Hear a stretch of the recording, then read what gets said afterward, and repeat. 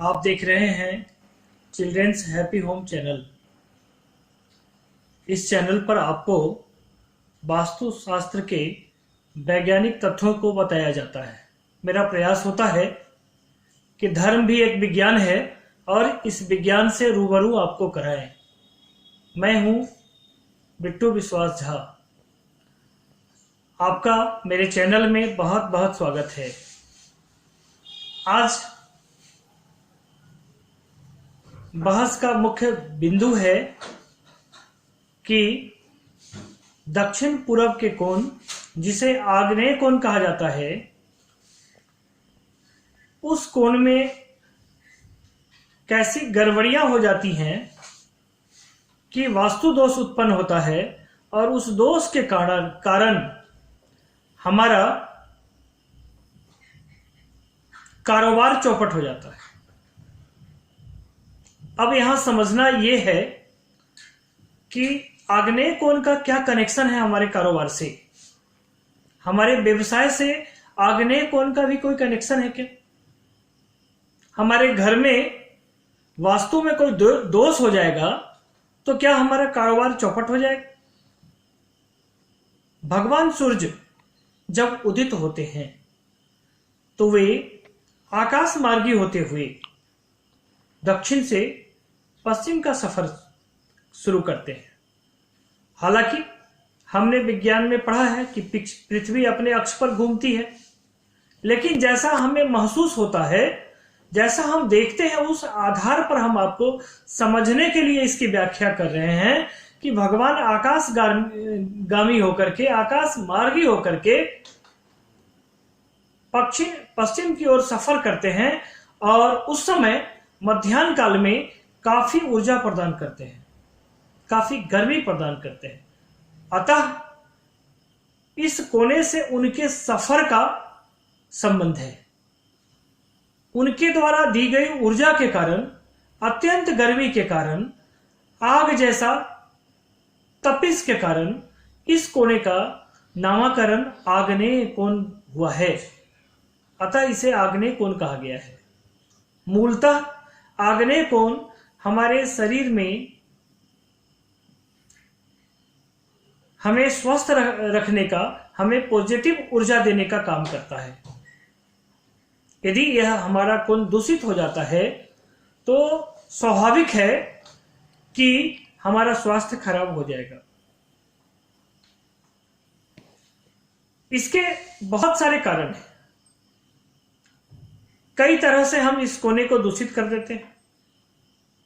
कभी हम यहां शौचालय की टंकी बना देते हैं, कभी हम यहां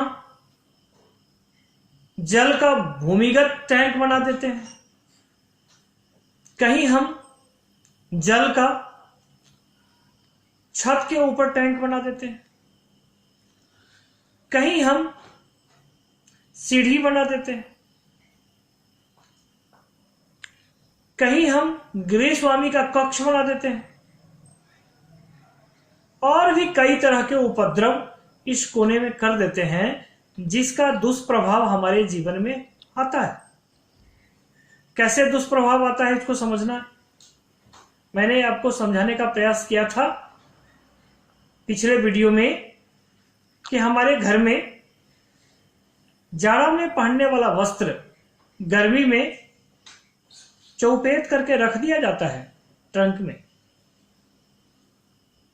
और फिर जब ठंडी का मौसम जब आता है तो हम लोग उस वस्त्र को पहनते हैं और वह गर्मी में निष्क्रिय रहने वाला वस्त्र ठंडी में हमें ऊर्जा प्रदान करता है। उसी तरह हमारे घर का हर कुछ हमें ऊर्जा प्रदान करता है। यदि हम उसका सही उपयोग नहीं करते हैं तो वह हमें नकारात्मक ऊर्जा भी प्रदान करता है। आइए समझने का प्रयास करते हैं कि इस आग्नेय कोण में हम क्या कर देते हैं तो हमारा व्यापार चौपट हो जाता है, और हमें क्या करना चाहिए कि हमारा व्यापार चौपट ना हो। भूल कर भी इस कोने में जल का प्रवेश नहीं होना चाहिए, जल का उत्पादन नहीं होना चाहिए। इस कोने में जल का कोई टैंक नहीं होना चाहिए। इस कोने में जल का कोई छत पर भी टैंक नहीं होना चाहिए।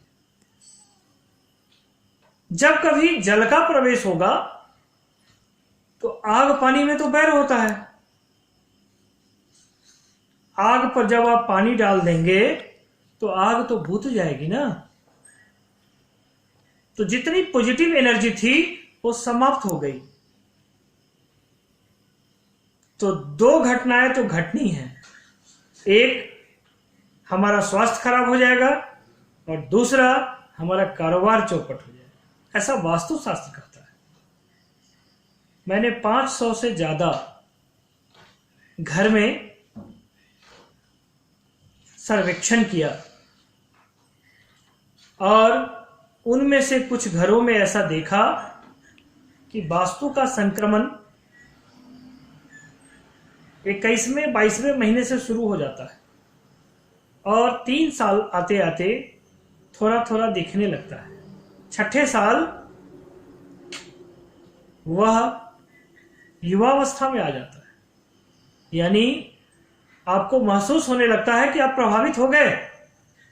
9वें साल उसका उग्र रूप दिखता है और 12वें साल वह पूरे फॉर्म में आ जाता है। मैंने बताया है कि 3 साल का इसका कालचक्र होता है।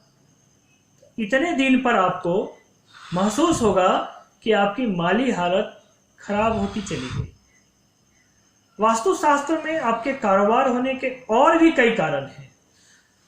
उन कारणों पर हम अलग से व्याख्या करेंगे और उन कारणों पर अलग से वीडियो बना करके आपको बताने का प्रयास करेंगे।